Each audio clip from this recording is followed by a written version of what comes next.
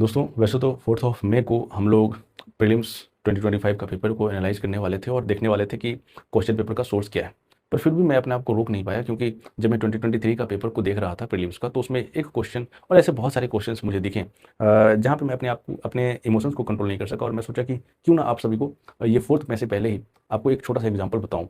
तो चलिए देखते हैं कि मैं क्या बताने वाला था। ये क्वेश्चन है 2023 का। इस क्वेश्चन का बेसिक कॉन्सेप्ट आपको पता है, सिर्फ इतना है कि प्रेसिडेंट के हाथ में कंट्रोल होता है शेड्यूल एरिया का, ठीक है। और प्रेसिडेंट कंट्रोल करता है अगर शेड्यूल एरिया को, तो वो गवर्नर के माध्यम से करेगा। इतना कॉन्सेप्ट तो आपको पता होगा पॉलिटी में। अब इस छोटे से कॉन्सेप्ट से इस पूरे क्वेश्चन को हम सॉल्व करेंगे। पहला क्वेश्चन कह रहा है कि within a state the notification of an area schedule area takes place through the order of president, ठीक है। तो पहला स्टेटमेंट इस कॉन्सेप्ट से सही है। थर्ड स्टेटमेंट को देखेंगे तो this statement completely contradictory to statement first. How? क्योंकि यहाँ पे कह रहा है कि chief minister of the concern state are required to submit annual reports to the union home ministry for administration of scheduled areas in the state.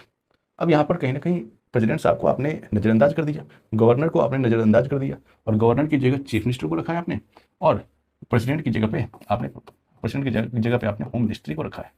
तो ये statement completely गलत है। इस छोटे से कॉन्सेप्ट से आप इसे गलत कर लेंगे।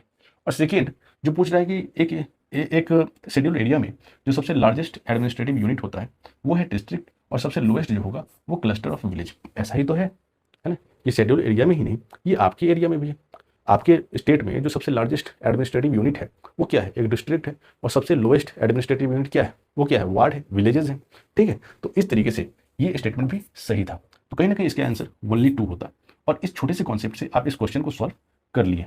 लेकिन ज़रूरी ये है कि आपका प्रिपरेशन इफेक्टिव तरीके से हो।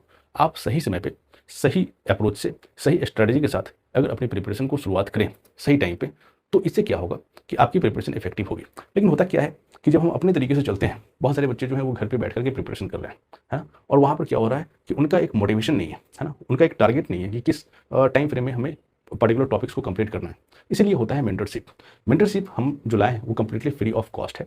टेलीग्राम का चैनल जिसमें मेंटरशिप से रिलेटेड आप हमसे जुड़ सकते हैं, हम आपसे जुड़ सकते हैं, और कंप्लीटली हम एक दूसरे को गाइड कर सकते हैं, है ना। वो जो चैनल का जो लिंक है वो हमारे डिस्क्रिप्शन बॉक्स में मेंशन है। आप वहाँ पे जाइए, हमारे टेलीग्राम चैनल को ज्वाइन कीजिए, और हम रेगुलरली एक दूसरे से कनेक्टेड रहेंगे, और फिर एक प्रॉपर सही तरीके का मेंटरशिप चलेगा, जहाँ पे आपकी सिलेक्शन को श्योरिटी किट का डायरेक्शन दिया जाएगा। चलिए, थैंक यू।